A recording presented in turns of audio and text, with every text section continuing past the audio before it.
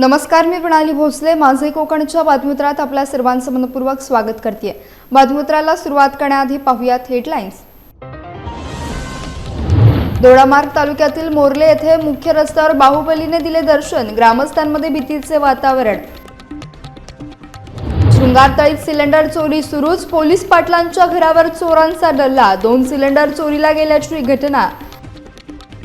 सावंतवाडी शहरातील नागरिकांसाठी दिलासादायक बातमी, सावंतवाडीला 24 तास पाणी पुरवठा योजना. आणि नवी मुंबई महापौरांकडून होल्डिंग पॉइंटचा पाहणी दौरा, पावसाळ्यापूर्वी उपाययोजना करण्याचे निर्देश. पाहुयात सविस्तर वृत्त. दोडामार्ग तालुक्यातील मोर्ले येथे मुख्य रस्त्यावर बाहुबली नावाचा टस्कर हत्ती अचानक अवतरल्याने परिसरात मोठी खळबळ उडाली. ऐन वर्दळीच्या वेळी हा हत्ती थेट रस्त्यावर आल्याने ग्रामस्थ, वाहन चालक तसेच शालेय विद्यार्थ्यांची काही काळ अक्षरशः घाबरगुंडी उडाली होती. हत्तीने रस्त्यावरच ठाण मांडून ठेवल्यामुळे या मार्गावरील वाहतूक काही काळ ठप्प झाली होती. घटनेची माहिती मिळताच स्थानिकांनी सावधगिरी बाळगत सुरक्षित अंतर राखले. सुदैवाने काही वेळाने हा हत्ती जंगलाच्या दिशेने निघून गेल्याने नागरिकांनी सुटकेचा निश्वास सोडला. दरम्यान मोर्ले परिसरात सध्या 5 हत्तींचा कळप वावरत असल्याची माहिती समोर आली आहे. मात्र बाहुबली हा टस्कर कळपापासून वेगळा झाला असून तो सध्या एकटाच या भागात मुक्तपणे फिरतो आहे. बाहुबली हत्तीचा वावर तसा शांत असला तरी त्याच्या अनिश्चित हालचालींमुळे नागरिकांमध्ये भीतीचं वातावरण पसरलंय. वन विभागाने याकडे तातडीने लक्ष द्यावे अशी मागणी ग्रामस्थांकडून करण्यात येते. रत्नागिरी जिल्ह्यातील गुहागर तालुक्यात सिलेंडर चोरीच्या घटनांनी नागरिकांमध्ये भीतीचं वातावरण निर्माण झालंय. सलग 3 ते 4 दिवस सुरू असलेल्या सिलेंडर चोरीच्या घटनांमुळे ग्रामस्थ हैराण झाले असताना आता चोरट्यांनी थेट पोलीस पाटलांच्याच घरावर डल्ला मारल्याची धक्कादायक घटना समोर आली आहे. गुहागर तालुक्याची राजधानी म्हणून ओळख असलेल्या शृंगारतळी गावातील पोलीस पाटील यांच्या घरातून चोरट्यांनी 2 गॅस सिलेंडर लंपास केलेत. यामुळे या परिसरात एकच खळबळ उडाली आहे. विशेष म्हणजे पोलीस पाटलांचं घरही सुरक्षित नसल्याने सर्वसामान्य नागरिकांच्या सुरक्षेबाबत प्रश्नचिन्ह निर्माण झालंय. दरम्यान गॅस टंचाईच्या काळात अशा प्रकारच्या चोऱ्या वाढल्यामुळे नागरिकांमध्ये नाराजी व्यक्त होतीये.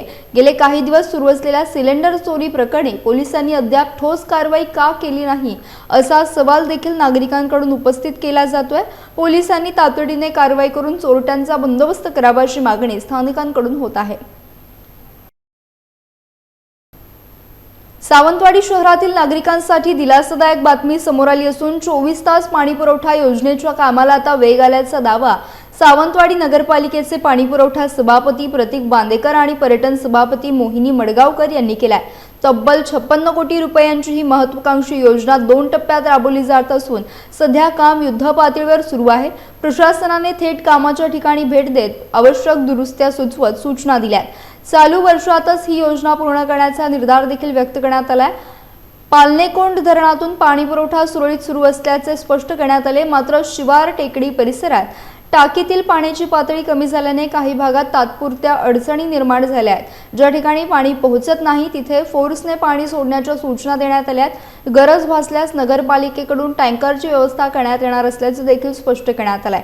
दरम्यान पाईपलाईन फुटणे किंवा इतर तांत्रिक अडचणी तातडीने दुरुस्त केल्या जात असल्याचा दावा करण्यात आला असून आता सावंतवाडीकरांच्या 24 तास पाणीपुरवठ्याच्या स्वप्नाकडे सर्वांचं लक्ष लागलंय. 24 तास पाणी ह्या योजनेमार्फत मिळेल. पण तात्काळ ह्या योजनेमध्ये 2 टप्पे दिलेले आहेत सरकारने आणि टप्प्याटप्प्यावर ही योजना जशी पूर्ण होईल तशा त्या प्रकारचं ह्या योजनेचं पूर्णपणे 24 तासाचं नियोजन आहे. आणि मुळातच आपण ज्या पद्धतीचं काम ह्या ठिकाणी करून घ्यायला सुरुवात केलेली आहे त्याने ज्या स्पीडने आपण जातोय त्याने नक्कीच ही आपली योजना पूर्वत जाईल. काही ठिकाणी कॉन्ट्रॅक्टरांनी ह्या कामामध्ये दिरंगाई केलेली होती आणि नागरिकांनी याच्यात निदर्शनास आमच्या आणून दिलं की असं चाललंय तसं चाललंय आणि त्या ठिकाणी आम्ही जाऊन त्या कामावर करेक्शन केलं आणि चांगल्या प्रकारे आता त्यांना सूचना दिल्यात की ज्या दर्जाचं आम्हाला काम पाहिजे त्या दर्जाचं काम आम्हाला मिळालं पाहिजे अशा सूचना आम्ही कॉन्ट्रॅक्टरला दिलेल्या आहेत. आणि त्या तुम्ही पाहू शकता की चांगल्यापैकी त्याने या गोष्टीचं अंमलात आणलेल्या आहेत. 56 कोटीची योजना आहे आणि ऑलरेडी 2023 पासून ही सुरू आहे आणि 3 वर्ष याच्यात योजना ही प्रशासन काळात रखडली गेलेली आहे. पण आमचे युद्ध पातळीवर प्रयत्न सुरू आहेत की लवकरात लवकर शहरात बऱ्याच ठिकाणी पाणी टंचाई लोकांना सामना करावा लागतोय आणि ती पाणी टंचाई दूर करण्यासाठी या वर्षात आम्ही ही योजना पूर्ण करण्याचा पूर्णपणे मानस ठेवलेला आहे. नक्कीच लोकांना 24 तास पाणी मिळेल. जेव्हा फोर्सली पाणी जेव्हा येणार त्या लोकांना ते पाण्याची तुटवडा भासणारच नाहीये आणि फ्युचरमध्ये त्यांना 24 तास पाणी हे उपलब्ध होणारच आहे. त्याचं प्रोव्हिजनच जे केलेलं आहे ते तशा प्रकारचं केलेलं आहे की जेव्हा नितेश राणेंनी पण त्यांना शब्द दिलेला होता की रवींद्र चव्हाण साहेब, नितेश राणे साहेब जेव्हा म्हणजे आमदारकीचं इलेक्शन लागलेलं तेव्हा लोकांनी हा पाण्याचा प्रश्न पहिला मांडलेला होता. तेव्हा त्यांनी सांगितलेलं की हा जो प्रश्न आहे तो आपण पाण्याचा प्रश्न सावंतवाडी जो महत्वाचा प्रश्न आहे पाण्याचा तो आम्ही तुमचा मिटू हा त्यांनी शब्द दिला. रवींद्र चव्हाण साहेब आणि नितेश राणे साहेब या दोघांनीही शब्द दिलेला होता. तसा त्यांनी शब्द पूर्ण केला. ही योजना आमची मंजूर झालेली आहे आणि भविष्यात पाण्यासाठी लोकांना वणवण करावी लागणार नाही. पाणी नाही म्हणून ते जे लोकांचे सध्या टेन्शन्स आहेत किंवा पाणी नसल्यामुळे जे प्रॉब्लेम्स होत आहेत ते सगळं पूर्णपणे दूर होणार आहेत आणि ही योजना त्यांना फायद्याचीच असणार आहे. रत्नागिरीतील प्रसिद्ध भाटे समुद्र किनाऱ्यावर पर्यटकांची दिवसेंदिवस वाढती गर्दी पाहायला मिळत असली तरी परिसरातील कचऱ्यांच्या ढिगांमुळे पर्यटकांच्या उत्साहावर विरजण पडताना दिसत आहे. कोकणच्या निळाशार समुद्राचे भुरळ येथे येणाऱ्या प्रत्येक पर्यटकाला पडते. मात्र किनाऱ्यालगत साचलेल्या कचऱ्यामुळे परिसराची शोभा कमी होतीये. एका बाजूला विस्तीर्ण निळा समुद्र तर दुसऱ्या बाजूला कचऱ्याचे साम्राज्य अशी विरोधाभासी परिस्थिती भाट्य किनारी पाहायला मिळत आहे. पर्यटकांसह स्थानिक नागरिकांकडून देखील या परिस्थितीबाबत नाराजी व्यक्त करण्यात येते. दरम्यान पर्यटन स्थळाची प्रतिमा जपण्यासाठी प्रशासनाने तातडीने कचऱ्याची विल्हेवाट लावून परिसर स्वच्छ ठेवावा अशी मागणी जोर धरते. तसेच स्वच्छतेसाठी नियमित मोहीम राबवण्याची मागणी देखील पर्यटकांकडून करण्यात येत आहे. पेण तालुक्यातील कोपरोली ग्रामपंचायत सरपंच सदस्य आणि ग्रामस्थांनी आपल्या विविध मागण्यांसाठी प्रांत कार्यालयासमोर ठिय्या आंदोलन केले. कमी दाबाने आणि कमी वेळेत होणारा पाणी पुरवठा सुधारावा, अनधिकृत कनेक्शन तोडावेत, तसेच उंबर्डे तरणखोप ते उंबर्डे फाटा येथील अनधिकृत गतिरोधक काढावेत या प्रमुख मागण्यांसाठी ग्रामस्थांनी प्रशासनाचे लक्ष वेधले. या आंदोलनादरम्यान सामाजिक कार्यकर्त्या नंदा म्हात्रे यांनी आंदोलक ग्रामस्थांची भेट घेऊन अधिकाऱ्यांसमोर पाणी प्रश्नावर चर्चा केली. प्रांत अधिकारी प्रवीण पवार, ग्रामीण पाणी पुरवठा विभागाचे अधिकारी सेफाली देशमुख, सरपंच प्रवीण पाटील आणि ग्रामस्थ यांच्यात चर्चा झाली. या बैठकीत मागण्यांवर 5 दिवसात उपाययोजना करण्याचा प्रयत्न केला जाईल असं आश्वासन ग्रामीण पाणी पुरवठा विभागाकडून देण्यात आलंय. त्यानंतर लेखी आश्वासन मिळाल्यानंतर आंदोलन तुर्तास स्थगित करण्यात आलं. मात्र मागण्यांकडे दुर्लक्ष झाल्यास याहून तीव्र आंदोलन छेडण्याचा इशारा ग्रामस्थांनी दिलाय. कसं वेळोवेळी आपण त्यांना प्रत्येक विभागाला कमी दाबाने येणारा पाणी आणि कमी वेळ येणारा पाणी त्यासाठी वारंवार पत्रव्यवहार तर केलेलंच होतं, पण त्याच्यावर काहीही त्यांचा उपाययोजना न झाल्यामुळे आज आम्ही हा तीव्र ठिय्या आंदोलनाचा आम्ही एक निर्णय घेतला आणि सर्व ग्रामस्थांनी येऊन या ठिकाणी आंदोलन केल्यामुळे. आणि दुसरा विषय होता की तो स्पीड ब्रेकरचा. गेले 2 वर्ष आम्ही सतत पाठपुरावा करत असून 3 किलोमीटरमध्ये 24 स्पीड ब्रेकर या कुठल्या कायद्याने आहेत त्यांना देखील, त्या विभागाला देखील वेळोवेळी आम्ही पत्रव्यवहार करून देखील त्यांनी कुठल्याच त्याच्यावर उपाय शोधला नाही. त्यामुळे आम्ही हा तीव्र ठिय्या आंदोलनाचा निर्णय घेतला आणि आता संबंधित अधिकाऱ्यांना बोलून प्रांत साहेबांच्या समोर आम्हाला पाणी प्रश्नावर पाणी विभागाच्या देशमुख मॅडम यांनी एक 10 दिवसात मी त्या ठिकाणी बूस्टर पंप बसवून तुम्हाला प्रेशरने पाणी देण्याचा प्रयत्न करतो.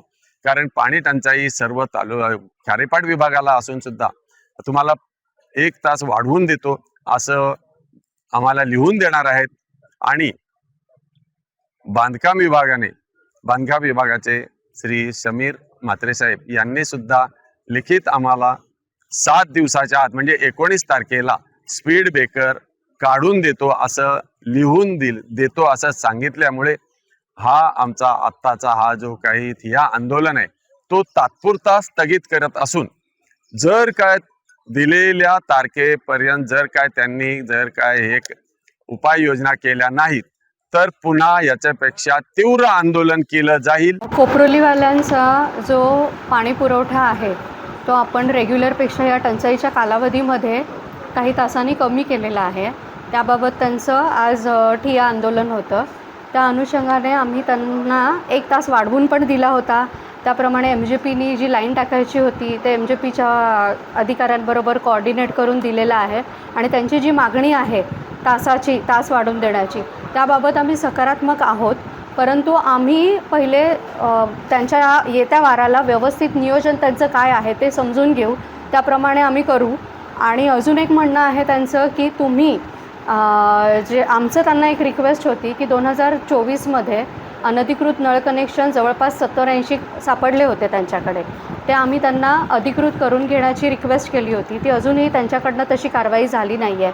त्यानंतर जलजीवन मिशनमधून सरपंचांनी ज्यांनाही नळ कनेक्शन नवीन दिले असतील त्यांनाही अधिकृत ह्या प्रादेशिक योजनेवरती त्यांनी करून घ्यावं, जेणेकरून आम्हाला लोकसंख्या काय आहे, रिक्वायरमेंट काय आहे पाण्याची, हे आम्हाला जस्टिफाय करता येईल आणि त्याप्रमाणे आम्हाला पुढील नियोजन करता येईल. रत्नागिरी जिल्हा परिषदेच्या स्थायी विविध विशेष समित्यांसाठी सदस्यांची निवड बिनविरोध पार पडली आहे. या निवड प्रक्रियेमुळे जिल्हा परिषदेत महायुतीचे वर्चस्व स्पष्ट झाले आहे. स्थायी समितीसाठी 8 सदस्यांची बिनविरोध निवड करण्यात आली. याशिवाय जलव्यवस्थापन समितीसाठी 6, वित्त समितीसाठी 8, शिक्षण समितीसाठी 8, बांधकाम समितीसाठी 8, आरोग्य समितीसाठी 8, कृषी समितीसाठी 10, समाज कल्याण समितीसाठी 8, महिला बालकल्याण समितीसाठी 8 आणि पशुसंवर्धन समितीसाठी 8 सदस्यांची निवड करण्यात आली. रत्नागिरी जिल्हा परिषदेत एकूण 56 सदस्यांपैकी तब्बल 50 सदस्य महायुतीचे असल्यानं या निवडीमध्ये महायुतीचा वरचष्मा राहिल्याचं दिसून आलंय. या निवडीमुळे जिल्हा परिषदेच्या कामकाजाला गती मिळण्याची अपेक्षा व्यक्त केली जाते.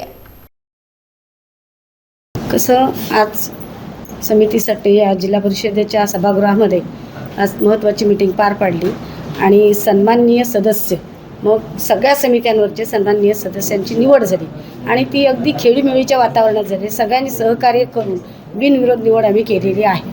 आता मग बांधकाम असेल, शिक्षण असेल, जलव्यवस्थापन असेल, स्थायी असेल, महिला बालकल्याण असेल, ह्या सगळ्या सन्माननीय सदस्यांची निवड या कमिटीवरती बिनविरोध झालेली आहे. सभागृहाने चांगलं सहकार्य केलेलं आहे असंच मी या निमित्ताने सांगेन. नवी मुंबई महानगरपालिकेच्या महापौर सुजाता पाटील यांनी बेलापूर CBD परिसरातील होल्डिंग पॉईंटची पाहणी करत पावसाळ्यापूर्वी आवश्यक उपाययोजना करण्याचे निर्देश दिलेत. समुद्रसपाटीवर वसलेल्या नवी मुंबई शहरात हाय टाईडच्या वेळी पाणी शिरण्याचा प्रश्न दरवर्षी निर्माण होतो. विशेषतः बेलापूरसह 29 गावांमध्ये ही समस्या अधिक तीव्रतेने जाणवत असल्याने महापौरांनी प्रत्यक्ष पाहणी दौरा केला. सिडकोने शहर उभारताना हाय टाईडच्या पाण्यापासून संरक्षणासाठी 11 ठिकाणी होल्डिंग पॉईंट तयार केले होते. मात्र कालांतराने या ठिकाणी मॅनग्रोव्ज आणि गाळ साचल्यामुळे पाण्याचा निचरा अडथळला जात असून काही भागात पाणी घरांमध्ये शिरण्याच्या घटना घडत आहेत. महापौर सुजाता पाटील यांनी संबंधित अधिकाऱ्यांना तातडीने साफसफाई करून आवश्यक ठिकाणी पंप बसवण्याचे आदेश दिले. तसेच 10 मेपर्यंत सर्व होल्डिंग पॉईंटची स्वच्छता पूर्ण करण्याचे लक्ष देण्यात आले आहे. या उपाययोजनांमुळे यंदाच्या पावसाळ्यात हाय टाईडमुळे निर्माण होणारी पूर परिस्थिती मोठ्या प्रमाणात कमी होईल असा विश्वास व्यक्त करण्यात आला. मुंबई शहराची वाढती लोकसंख्या कुठेतरी दुसरीकडे वळवून नवी मुंबई शहर इथं वसवण्यात आलं. नवी मुंबई शहर हे 29 गावांचं मिळून आहे आणि ते समुद्रसपाटीच्या जवळ आहे. पावसाळ्यात बऱ्याचदा असं होतं की पावसाच्या हायटाईडमुळे पाणी गावांमध्ये आधीपासून शिरायचं. त्याच्यामुळे सिडकोनी जेव्हा हे शहर वसवलं तेव्हा 11 ठिकाणी होल्डिंग पॉईंट्स बनवले आणि हाय टाईडचं पाणी शहरात येण्यापासून शहराच्या सुरक्षिततेसाठी ते एक योजना करून ठेवली. आता असं झालेलं आहे की जे होर्डिंग पॉईंट्स आहेत त्याच्यातलं वाशी आणि CBDचं जे होर्डिंग पॉईंट आहे त्याच्यामध्ये मॅंग्रोव्जमुळे किंवा अतिरिक्त गाळ साचल्यामुळे दरवर्षी पावसाचं पाणी लोकांच्या घरांमध्ये हाय टाईडच्या वेळी जातं आणि CBD पूर्ण म्हणजे पाण्याखाली जाते. ह्यासाठी आता CE साहेबांसोबत आणि आपले आरोग्य समिती सभापती नाथ साहेब यांना सोबत घेऊन आम्ही CBDच्या होर्डिंग पॉईंटचा आज पाहणी दौरा केला आणि त्याच्यात आता आपण तिथं नवीन पंप बसवतो आणि मॉडर्न टेक्नॉलॉजीचा वापर करून आणि आता पावसाळ्यापूर्वाची सफाई सगळ्याच होर्डिंग पॉईंटमध्ये करणार आहेत. सगळं गाळ काढून घेणार आहोत आणि या पंपमुळे मग भविष्यात CBDमध्ये पाणी किंवा वाशीमध्ये जिथं नेहमी पाणी हायटाईडच्या वेळी लोकांच्या घरात येतं ते भरणार नाही आहे आणि त्या पद्धतीने काम आज सुरू आहे. 10 मेचं अल्टिमेटम त्याने दिलेलं आहे की तोपर्यंत संपूर्ण सगळ्याच होल्डिंग पॉईंटची स्वच्छता आणि पाण्यासाठी नियोजन इथं केलं जाईल. भाजपच्या स्थापना दिनानिमित्त सिंधुदुर्ग जिल्ह्यातील सावंतवाडी आणि वेंगुर्ले येथील रुग्णालयांमध्ये रुग्णांना फळवाटप करून सामाजिक उपक्रम राबवण्यात आला. महाराष्ट्र प्रदेशाध्यक्ष आमदार रवींद्र चव्हाण यांच्या मार्गदर्शनाखाली आणि भाजप महाराष्ट्र युवा नेते विशाल परब यांच्या संकल्पनेतून हा कार्यक्रम आयोजित करण्यात आला होता। रेडी ग्रामपंचायत हद्दीतील रेडकर हॉस्पिटल येथे नवनिर्वाचित सभापती प्रितेश राऊळ यांच्या हस्ते रुग्णांना फळवाटप करण्यात आले। तसेच सावंतवाडी येथील उपजिल्हा रुग्णालय आणि आयुर्वेदिक रुग्णालयात देखील रुग्णांना फळे वाटप करण्यात आली। रुग्णसेवा हीच ईश्वर सेवा हा संदेश जनसामान्यांपर्यंत पोहोचवण्याच्या उद्देशाने हा उपक्रम राबवण्यात आला। यावेळी उपजिल्हा रुग्णालयाचे वैद्यकीय अधीक्षक डॉक्टर ज्ञानेश्वर एवाळे, आयुर्वेदिक रुग्णालयाचे डॉक्टर राजेश कुमार गुप्ता यांच्यासह भाजपचे पदाधिकारी आणि कार्यकर्ते मोठ्या संख्येने उपस्थित होते। या उपक्रमाचे सर्व स्तरातून कौतुक करण्यात येत आहे। महिला सक्षमीकरणाला चालना देण्यासाठी खेड तालुका पत्रकार संघ आणि खेड नगर परिषद यांच्या संयुक्त विद्यमाने 12 आणि 13 एप्रिल रोजी खेड येथील स्वर्गीय मीनाताई ठाकरे नाट्यगृहात नारी महोत्सव रंगणार आहे। 2 दिवस चालणाऱ्या या महोत्सवात महिलांच्या लोककलांचा जागर होणार असून महिला आणि तरुणींना आपल्या कलागुणांचे सादरीकरण करण्याची संधी उपलब्ध करून देण्यात येणार आहे। या महोत्सवाचे उद्घाटन नगराध्यक्षा माधवी बुटाला, मुख्याधिकारी महादेव रोडगे, दुबई स्थित उद्योजक बशीरभाई हजवानी, पोलीस उपविभागीय अधिकारी शैलेश सणस, शिवचैतन्य नागरी सहकारी पतसंस्थेचे अध्यक्ष अरविंद तोडकरी, श्री मुरली मनोहर नागरी सहकारी पतसंस्थेचे अध्यक्ष संजय मोदी, समाजसेवक रोहन विचारे, नगरसेवक मिनार चिखले यांच्यासह मान्यवरांच्या उपस्थितीत होणार आहे। या महोत्सवात 5 गरजू महिलांना शिलाई मशीनचे वाटप, विविध क्षेत्रातील कर्तृत्ववान महिलांचा सन्मान तसेच न्यू इंडिया इन्शुरन्स कंपनीचे विकास अधिकारी हनीफ घनसार यांच्या माध्यमातून 50 महिलांना 2 लाखांचे विमा कवच देण्यात येणार आहे। 13 एप्रिल रोजी गृहराज्यमंत्री योगेश कदम यांच्या पत्नी श्रेया कदम यांच्या हस्ते शिलाई मशीनचे वाटप करण्यात येणार आहे। या कार्यक्रमासाठी खेड तालुका पत्रकार संघाचे अध्यक्ष राजू चव्हाण, ज्येष्ठ सल्लागार उत्तम कुमार जैन, श्रीकांत चाळके, सदानंद जंगम, सचिव किशोर साळवी, कार्यक्रम प्रमुख अश्विनी वडके, अनुज जोशी, सुनील आमरे, इक्बाल जमादार तसेच संगम जाधव, सागर पाचरेकर आदी प्रयत्नशील आहेत।